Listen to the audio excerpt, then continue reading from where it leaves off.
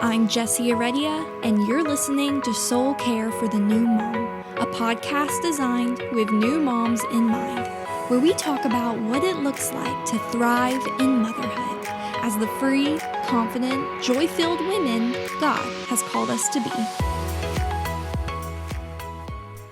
Oh my goodness, I am so excited to be back. I'm so excited to tell you guys all that's been going on in the past 4 or so months. Just a lot has happened in our household, in our family, in our lives, and it's been really exciting.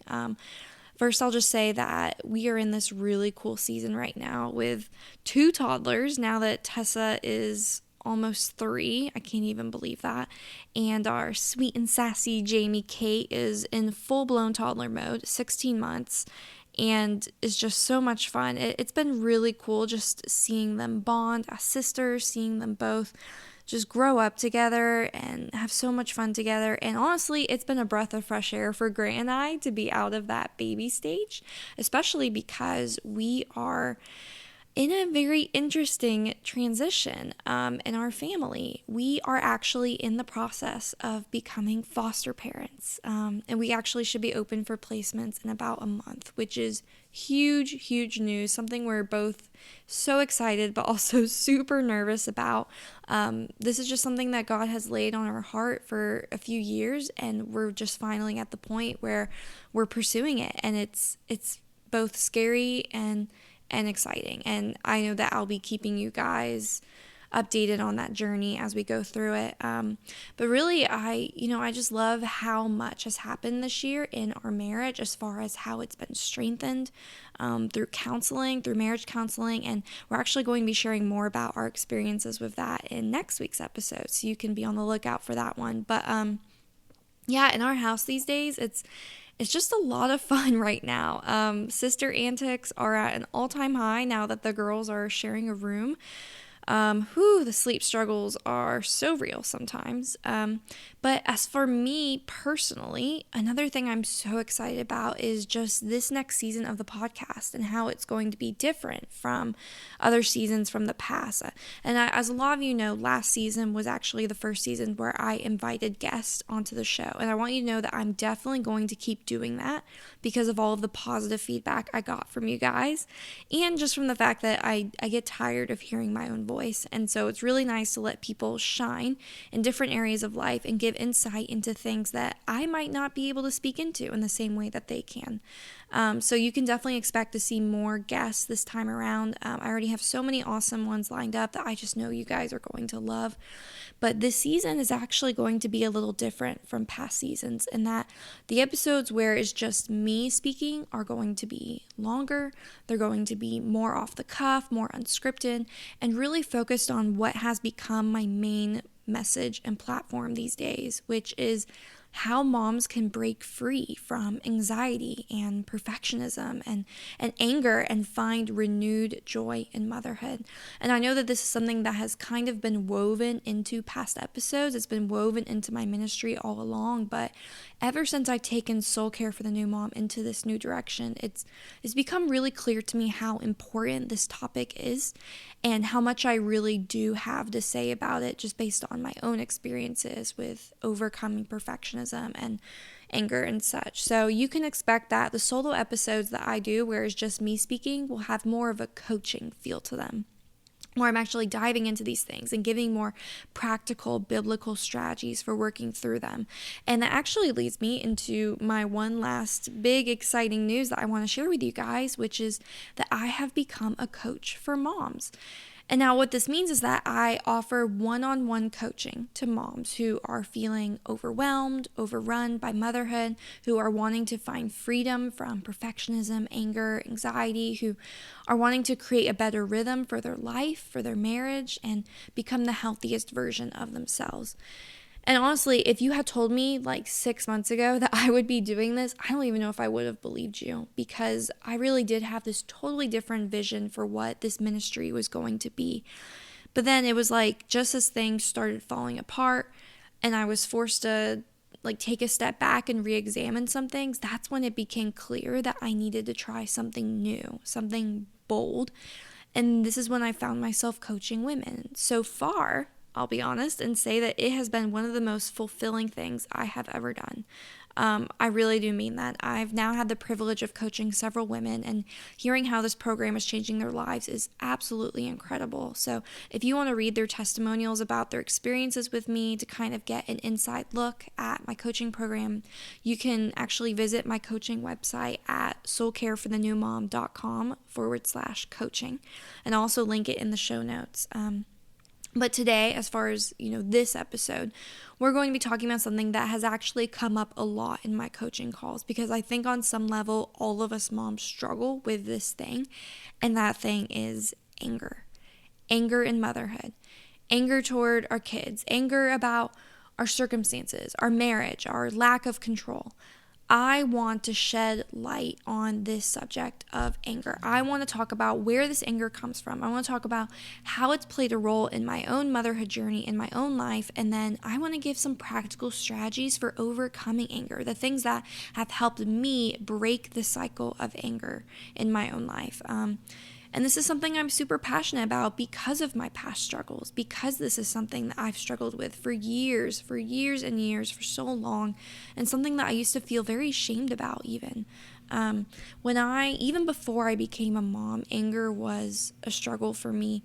I knew that I had a hard time dealing with this feeling of being out of control, and I was very perfectionist in my thinking, and so it manifested as anger in a lot of different ways, especially in my marriage, in my close relationships, and then when I became a mom, it manifested in my motherhood, in the way that I treated my baby, my toddler, my kids. And so over the past few years, instead of dealing with the anger, I've actually had to go deeper and deal with the root of those things, the perfectionism, the fear, the control issues, and not to mention that also after each of my kids were born, I experienced really bad postpartum rage, which is something that isn't really talked about all that much, but is actually more common than we think.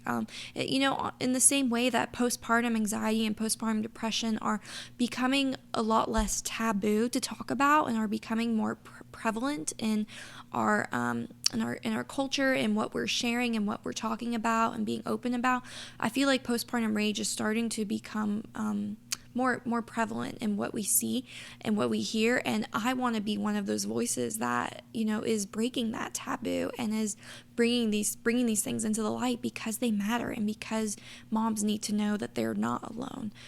So as I've shared my story with others and I've had opportunities to talk to moms who are struggling with anger in similar ways, it's become really apparent that a lot of our struggles with anger actually boils down to a loss of control. And I think that this loss of control, for us who maybe struggle with perfectionism or this desire to attain some sort of perfection or meet some certain standard in our lives, this ends up being something that we equate with powerlessness. It's this assumption that because we don't have full control over our kids or our marriage or whatever situation we're facing, we must be powerless. We are robbed of our power. And that's when we end up fighting for control again, which is where so much of this anger comes from. And this really can be observed in so many different situations. Even just the different things that my clients have shared with me reveals how universal this fight for control really is. I mean, one mom is feeling powerless and struggles with anger because her 9-month-old fights sleep, and she was spending hours a day rocking him to sleep and not having that time to herself that she so badly wanted. Another mom that I worked with has 4 kids, and she felt the most powerless and out of control when there was chaos. So car rides, tantrums, having multiple kids crying at the same time, this is when her anger and anxiety would surface. And another mom that I worked with struggles with anger toward her husband because he doesn't think the same things or see things in the same way that she does. And sometimes it's hard for her to accept that. For me, especially in those seasons of really struggling with postpartum rage, it was like anything and everything was a trigger. So much of motherhood felt out of control for me, and I had a really hard time dealing with that. But I went to counseling, I got help, I learned more about my perfectionism, more about control issues, and I spent time wrestling through those things with God. And that's when it became so clear to me that regardless of how out of control I might be, I still have the choice to empower myself and break out of that mindset of powerlessness or that victim mentality that I find myself in so often. And it's this idea about victim mentalities that actually reminds me of this passage in John chapter 5. It's a story of a man who is sick, he's paralyzed, and he is laying by a pool of Bethesda. And this pool is where sick people go to be healed. And he's just laying there, and Jesus comes by and asks him, do you want to be made well? And we're told that this man has been laying there for years. And when he's asked this, when Jesus says, do you want to be made well, the sick man answers him and says, sir, I have no man to put me into the pool when the water is stirred up. And while I'm on my way, another one steps down in front of me. And this is when Jesus says to him, rise, take up your bed and walk. And he does. He takes up his bed and walks. He's healed. Now, I've read this story so many times. It really didn't stick out to me as anything super extraordinary. But I heard a sermon about it a few years ago where it just clicked that in so many ways, I have been that man. I've been that man who's so close to that progress, that victory, that solution, that healing. But instead of putting in the work or instead of having the faith, I am quick to point fingers at everyone and everything else of why I can't be better. I'm like the man who's saying, well, I'm trying to, but then people come in front of me and they stop me.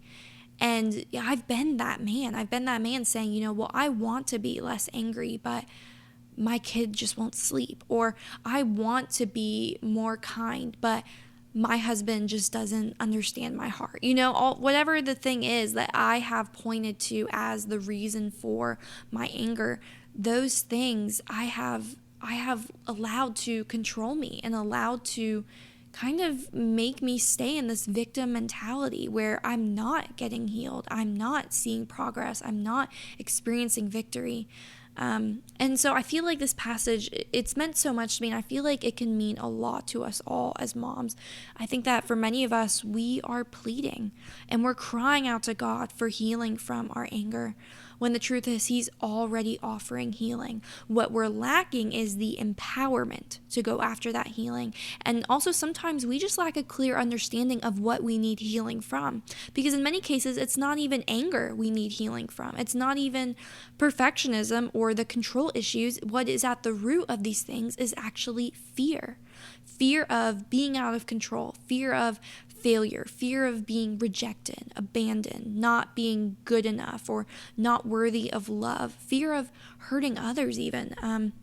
Just this past week, I introduced the movie Frozen to Tessa, and I love this movie so much. I don't even know why I held off on showing it to her for so long. I think just because it's not on Netflix, and that's sort of where we live these days.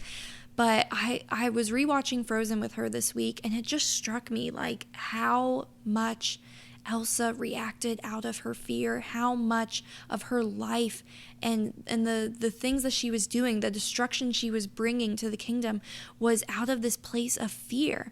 Every time she withdrew because she feared that she would hurt others, it only made things worse. It manifested as anger, and then it turned into destruction, and that's how she ended up freezing the town of Arendelle and then hurting her sister. The problem wasn't her anger. I feel like that's just so important to pay attention to. The problem wasn't her anger. It wasn't that she was a destructive person or that she was hurting people. She wasn't dangerous. Her problem was that she didn't feel free to be herself. She felt like she had to live in this constant fear. And I believe that some of you who are listening today can probably relate really well to Elsa. I know that seems so silly to, draw a metaphor, a comparison to this kids movie, but I think, you've probably seen firsthand the destruction that you're capable of in your own life. And I'm sure that it's easy to convince yourself that you have to control things at any cost, and this is your source of anxiety and your fear. The tricky thing about fear, though, just from like what we've seen with Elsa, is that it doesn't make things better. It doesn't make us more in control. It actually makes things worse. And it's when we're most likely to spiral and hurt others and hurt ourselves. So I feel like we can really learn from this. I feel like we can learn from Frozen, because at the end of the movie, when Elsa realizes that her magic is a gift and not a curse, it's like she finally is giving herself permission to embrace it and not run away from it. And once her life was no longer ruled by this fear, that's when she was able to be exactly who she was created to be. And I believe today that Jesus wants to set each of us free from our fear so that we can be exactly who we are created to be too. And Jesus does set us free. I mean, he died on the cross to overcome all sin, all death, all reason for fear, shame, guilt.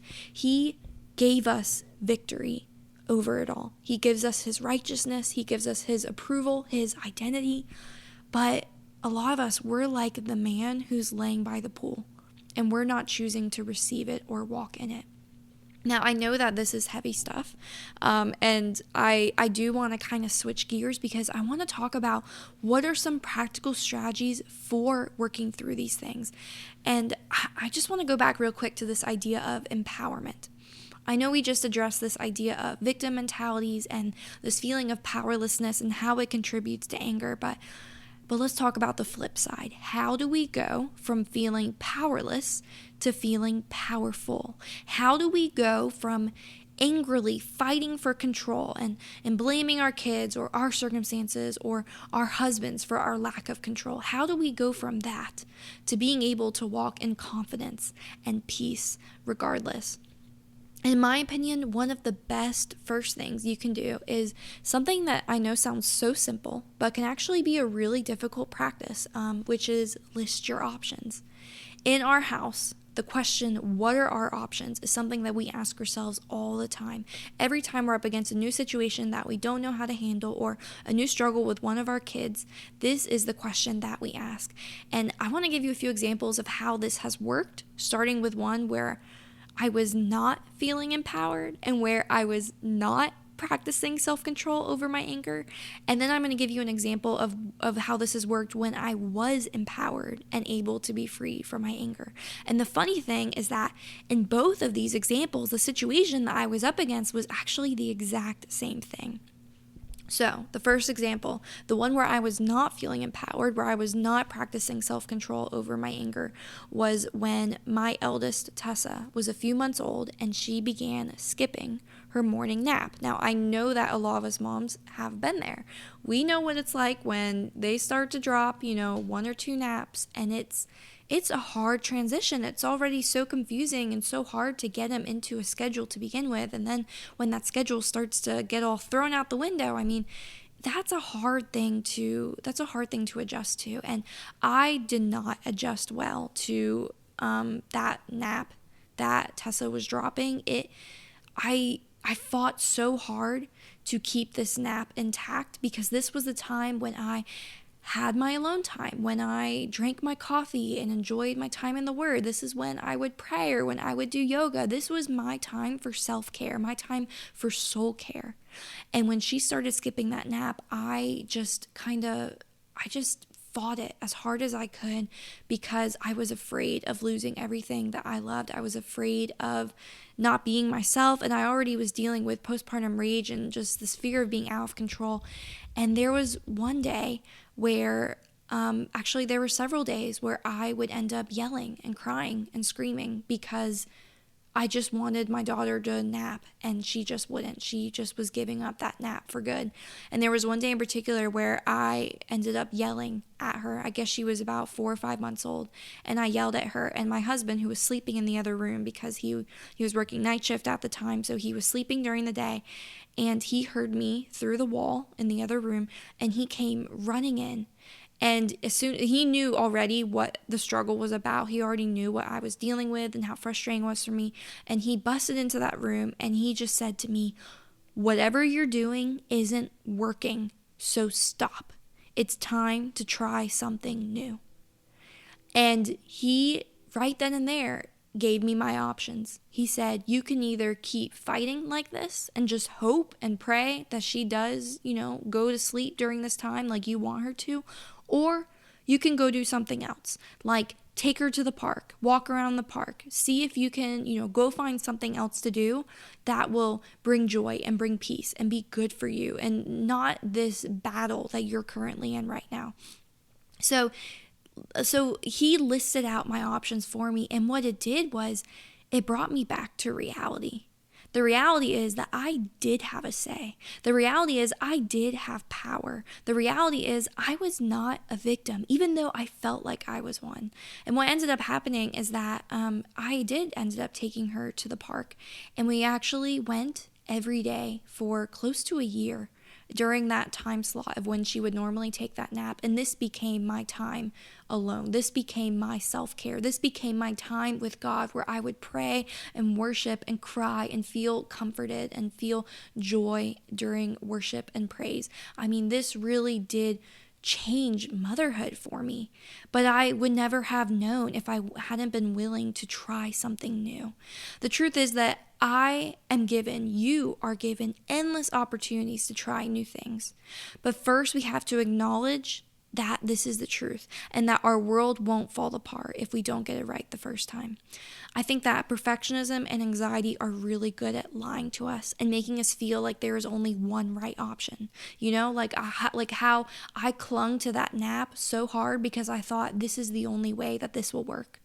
But by intentionally listing out our options, we are able to speak to that lie and replace it with the truth. This actually reminds me of a call that I had with a woman where I was giving her options for sleep training and options for how to structure her morning, options on things that she can let go of. And at first, I could tell she was very hesitant. She was very resistant to this idea of having options because, like me, she just couldn't imagine that things could be better if she were to try something different or if she were to try something new. But by the end of the call, she was saying to me, wow, I actually feel like I have permission to do this. I feel like I have permission to try something new. And she said that from the way I was describing it, I think because I shared this story of, how I dealt with, of dealing with that skip nap and, using that time to go to that park instead. That to her, it sounded like an adventure. And she said that to me. She said, I feel like I can actually almost be excited for this. Like, I'm looking forward to seeing how it's an adventure, how God is going to use it for good. And so this was just one example of how I was not feeling empowered and where I was not practicing self-control, but I listed out my options and I found something so beautiful out of it. And now I want to give you a second example. And this is the same situation I was up against in the last one. But in this example, I was empowered and I was able to be free from my anger. I wasn't lashing out or yelling or screaming at my baby like I did the first time with Tessa. And this example is with my second, Jamie. When she was around the same age, 4 or 5 months old, she began skipping that first morning nap. And I did have fears and anxieties about it because, again, we had gotten into this rhythm, into this schedule, and I was clinging to it. I mean, it was something good that we had going on. But when she started skipping that nap, I instead of giving into those fears and anxieties and fighting to keep things the way that they were, I instead was able to handle it with confidence and with calmness. And I was able to let go of that nap and sleep train her and create a new routine and a new schedule that worked for the whole family because I felt empowered as a woman who knew that she had options. It's so powerful, so powerful to know that you have options. And this is why I believe that making this practice of listing out your options, why I believe this is so important. Even just asking yourself the question, what are my options, brings you back to reality and reminds you that you do have a say and you don't have to be trapped in those victim mentalities. You have power. You can be empowered. And The other powerful thing about using this practice of listing your options is that it gives you the opportunity to create and find new rhythms that are actually built to help you thrive. Now, when I say rhythms, what I am talking about routines or schedules, but I like to use the word rhythms because I feel like the word routines just kind of has this connotation of being very rigid or controlling. And if you're somebody who struggles with perfectionism or control issues, then maybe the word routines isn't the best word for you. And I know that it isn't for me. So I like to use the word rhythms because to me, it sounds so much more flexible. It sounds like there's room for grace, but it still offers some semblance of control or peace, which is what can help keep you away from those victim mentalities and help you stay confident and empowered. And I want to talk about rhythms because I believe that they're so important in how they help us thrive in everyday life and especially in motherhood. And what's so great about them is that they will look differently for everybody, and that is okay. One mom's ideal rhythm might mean waking up before her kids to get a quick workout in, but another mom's ideal rhythm might mean sleeping in because she was up all night doing night feedings. So again, it will look differently for everybody, and that is okay. My philosophy behind rhythms is that if it's what works best for that mom, if that's what's giving her that chance to recharge and take care of herself and take care of her family, then that is a good rhythm. No two rhythms have to look the same in order for them to be beneficial. Another example is one mom might go out every week on dates with her husband. One mom might not go out on dates at all, hardly, very rarely, and yet still has regular times of connection with her husband while they're alone at home. Neither rhythm is better than the other if that's what's helping them thrive, because both moms are choosing what works best for them in the season that they're in, and they are both reaping the same benefits. They're getting that deeper connection, that stronger marriage. They are choosing what works best for them. But the key word here, though, that I want to make sure that you don't forget is choice. That's the key word, choice. There is a difference between choosing and setting a rhythm for yourself and having a rhythm forced upon you. A mom who sleeps in until her kids wake up because she's up late with the baby can absolutely claim this as her rhythm and thrive off of it. But a mom who is in the exact same situation, who maybe sleeps in until her kids wake up because she's up late with the baby, can also fail to thrive with this rhythm. Maybe because it's not what she wants, because she feels like she doesn't have a choice, or she knows that there's something better, something else that she wants or that she's longing for. And this is where frustration tends to occur. This is where anger can start to build up over time and turn into this bitterness, this pent-up rage, and even hopelessness. When I am coaching moms, creating rhythms is one of the things that I love to spend a lot of time on, because I've noticed a huge connection between dissatisfaction and anger and anxiety in motherhood and a lack of a good weekly, daily rhythm. Not only that, but I've actually also noticed that moms who struggle with having a good rhythm oftentimes don't even feel empowered or capable of creating a better one, which is almost always a lie that they've been tricked into believing. I just shared that story about when Tessa was 5 months old and she dropped one of those naps. And for me, that was a good rhythm that I thought I was losing. And it felt like it was really being thrown out the window. And I was frustrated. I was devastated. And that's why I lashed out until my husband stepped in and he helped me create a new, better rhythm. And I thrived because of it. I thrived when I took her to that park. But who would have known? Who would have figured? Looking back, it seems so simple. It seems so silly now. But at the time, I couldn't fathom changing up my routine. I didn't think it was possible to thrive on anything different. My problem wasn't that I lacked choices or that I lacked options to create a good rhythm. My problem was that I didn't feel empowered. I thought this new rhythm was being forced upon me and that it couldn't possibly be better than what I already had. So I resisted it and I tried to cling to the old, and that's where the anger and resentment came in. When I realized that even if this new rhythm is somewhat being forced upon me, that I can still choose it and decide to see the good in it, that was when I found that this change I was resisting was actually the secret to my thriving. So this is why listing your options, getting into these rhythms that work well for you really go hand in hand. If you want to feel empowered in motherhood and you want to have joy in motherhood, it is so crucial that you recognize the opportunities that are put in front of you, the opportunities to try new things, find solutions to your problems, create those new rhythms, try something new. I believe that for many of us, being able to break out of the cycle of fear and anger and shame, it really does start here. But I think that it also does start with our thought life. And this is the last thing that I want to hit on with you guys. The last practical strategy that I have up my sleeve for today. It's this idea of using affirmations, or as I like to call them, declarations, to take your thoughts captive and change your life. We all have different thought patterns that are automatically triggered by specific situations. So maybe you have a thought pattern of low self-worth anytime you mess up or make a mistake. So you think things like, I'm a failure, I'm worthless, I can't do anything right. Or maybe you have a thought pattern that reflects this longing for control or perfection anytime life gets stressful or you feel overwhelmed. And maybe those thoughts are, it has to be perfect. I have to be perfect. I need to do it all. I need to be it all. These unhealthy thought patterns, they're predictable, they're repetitive, and I know that they are incredibly difficult to break, especially when they have been our default for quite some time. And yet they can be broken. They can be broken. And I want to tell you how.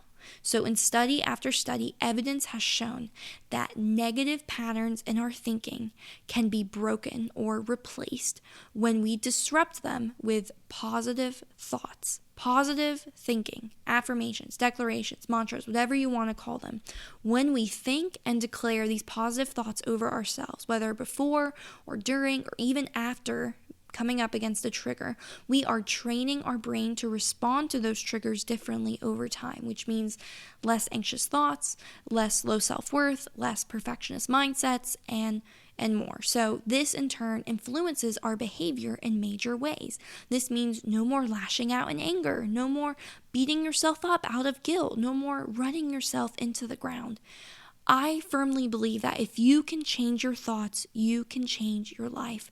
And this is why I'm so passionate about declarations. I've seen them change my life. I've seen how declaring things like, I am the best model of grace and love for my daughters, how just this one statement changes how I respond to my mistakes. It helps me break out of the cycle of anger and guilt so that I can model humility and model grace for my kids. I've seen how declarations like, every day I am being led into the good plans God has for me, how even just that one statement, it keeps me grounded in truth about God so that I can keep seeing Him as my good Father and not give in to those lies that the enemy wants to feed me about His motives or about His love for me. There's even declarations that I speak over myself every day regarding my business, regarding my ministry. One of them is, I have people depending on me to step into my greatest purpose. And this is what keeps me motivated in my business. And this is what keeps me going even when I'm maybe not seeing the results I want to see. Or maybe I'm wondering why I'm still putting in all this effort and why I'm giving up my time and so much energy to this. So declarations absolutely have changed my life, and I've become so passionate about them. And because I'm so passionate, I've actually created a resource for moms that I would love for you to check out. I really do believe that this could be a huge game changer for you. And this resource is called My 10 Declarations for the Anxious Mama. This will help you incorporate declarations into your everyday rhythm. This will give you 10 already pre-made declarations that you can speak over yourself to speak against those fears, those anxieties, and to kind of break those cycles of anger and guilt and shame and fear and lashing out. So if you are interested in downloading that, you can go to soulcareforthenewmom.com/declarations, or you can click the link in the show notes. But I really do believe that this will be so beneficial to you, so powerful. And because I really do believe in these declarations, I want to give you a challenge. I want to challenge you to try speaking even just a few, 1 or 2 or 3 declarations over yourself for 2 weeks, for the next 2 weeks, because I believe that you will see change. Not because these declarations themselves are what are changing you, but because you will be opening your mind and heart to the possibility that you can change. And this is what allows the Lord to do what only He can do. I mean, it really, really does. It's what helps you get out of that victim mentality so that you're not that man laying by the pool anymore. You're actually saying, okay, I'm ready. I'm ready for that healing, Jesus. I'm not going to point fingers anymore. I'm going to take captive these thoughts, which is a very biblical practice. It comes up over and over again how important our thought life is in Scripture.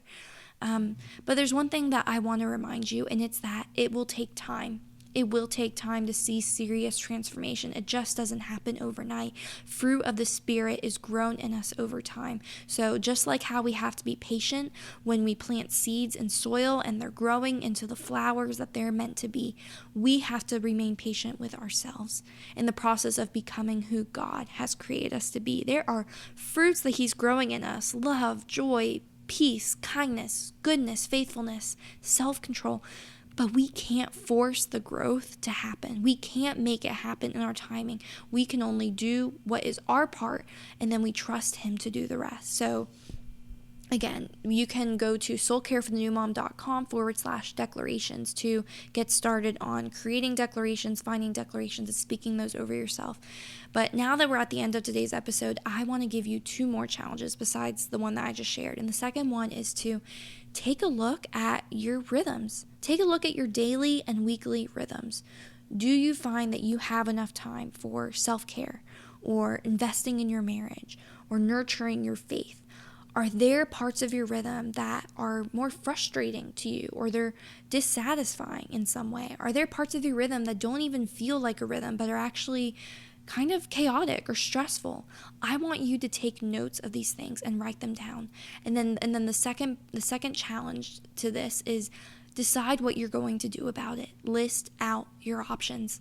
List them out. I can't emphasize enough how important this is for the mom who is feeling overwhelmed or frustrated or trapped right now. My greatest hope for you through using these strategies is that you begin to gain that confidence back. I want you to feel empowered. I want you to feel empowered to try new things and to think creatively and to choose freedom. If you enjoyed this episode, which I really hope you did, I would absolutely love to hear about it. So if you would screenshot a photo of this episode and tag me in your stories on Instagram so that I can know who is listening right now, who is loving this. And it would also mean so much to me if you would take just a few seconds to leave a review on iTunes. I know that this isn't just an encouragement to me, but this actually does help get the podcast in front of more women who need to hear these things and be encouraged in their motherhood journey too. So if you would just take a few seconds, a minute to do that, that would be amazing. Thank you.